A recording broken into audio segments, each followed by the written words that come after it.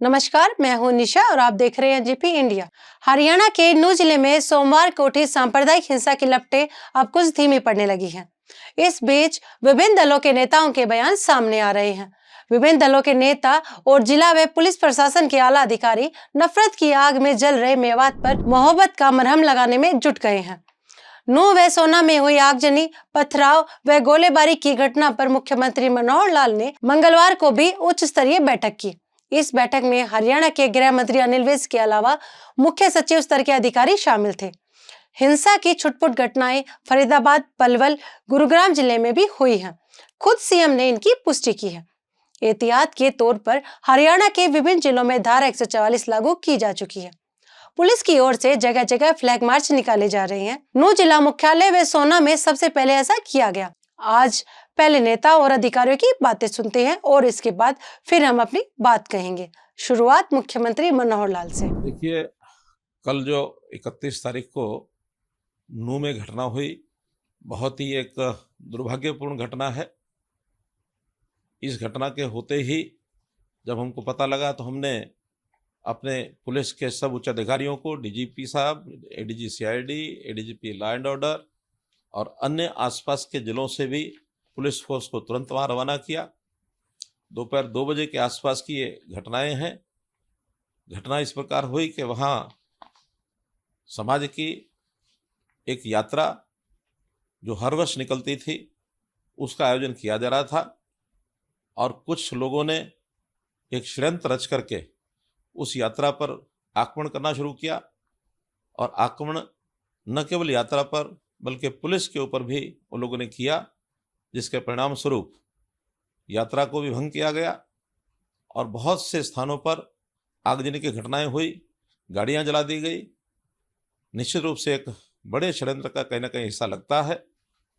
जिस स्तर की ये हिंसा हुई है, ये अचानक भड़की हुई हिंसा तो नहीं है। और जहां तक मैं जानता हूं कि नूंह में दोनों कम्युनिटियां लंबे समय से आपस में प्यार के साथ रहती हैं, उनका आपस में द्वेष भी नहीं। ये तो किसी ने जहर घोला है, किसी ने इंजीनियरिंग की है, किसी ने मास्टरमाइंड किया है। जिस स्तर पे एंट्री पे भी पत्थर रखे हुए हैं, छतों पर भी पत्थर रखे हुए हैं, हथियार भी हैं, गोलियां भी हैं, एकदम तो सामने आते नहीं है। और ये यात्रा कोई ऐसा नहीं है पहली बार निकली है, हर साल यात्रा निकलती है। यात्रा के साथ हर साल जितनी फोर्स होती है उतनी हमने आज भी दे रखी थी। तो मैं किसी जल्दी नतीजे पर नहीं पहुंचना चाहता हूँ। हम गहराई के साथ जांच करेंगे, तथ्यों सहित जांच करेंगे। हरियाणा के मुख्यमंत्री मनोहर लाल व गृह मंत्री अनिल विज दोनों की बातें सुनकर आप समझ चुके होंगे कि सरकार के सबसे बड़े जिम्मेदार दोनों नेता इसके पीछे षड्यंत्र देख रहे हैं। सरकार मान रही है कि दंगों में नूंह के बाहर के लोग भी शामिल थे। सीएम ने खुद 5 लोगों के मारे जाने की पुष्टि की है। इसमें से 2 पुलिसकर्मी और 3 अन्य नागरिक शामिल हैं। वैसे इन नेताओं की बात सुनकर यह भी स्पष्ट हो गया कि हरियाणा सरकार का खुफिया तंत्र विफल साबित हुआ है। विपक्ष के नेता भूपेंद्र सिंह हुड्डा और केंद्रीय मंत्री राव इंद्रजीत सिंह की भाषा गौर करने लायक है। दोनों ने कहा कि मेवात क्षेत्र में उस समय भी दंगा नहीं हुआ जब 1947 में पूरे देश में दंगे हुए थे।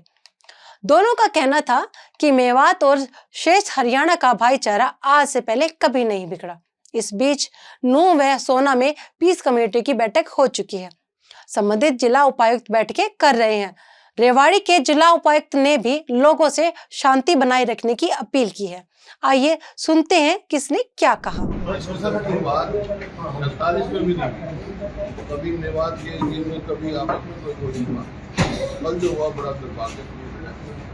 और अगर प्रदेश की सरकार समय कदम उठाती, वहाँ होमगार्ड के प्रबंध रखे थे, जबकि ऐसी खबरें चल रही थी शायद कोई ऐसा हो जाए, तो पूरी तरह से तत्काल नींव बरती गई और उसमें जो है ये घटी है। अब मेरा यही अपील है। आज मेवात में नल्लड़ में 2 समुदाय के बीच दंगा फसाद हुआ।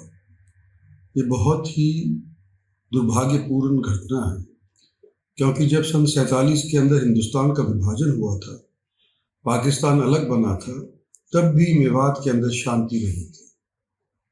आज जो नल्लड़ में हुआ बड़ा दुर्भाग्यपूर्ण है और आइंदा इस तरह से गड़बड़ी ना हो उसके लिए भारत सरकार और हरियाणा सरकार पूरे तौर के ऊपर प्रयत्नशील है।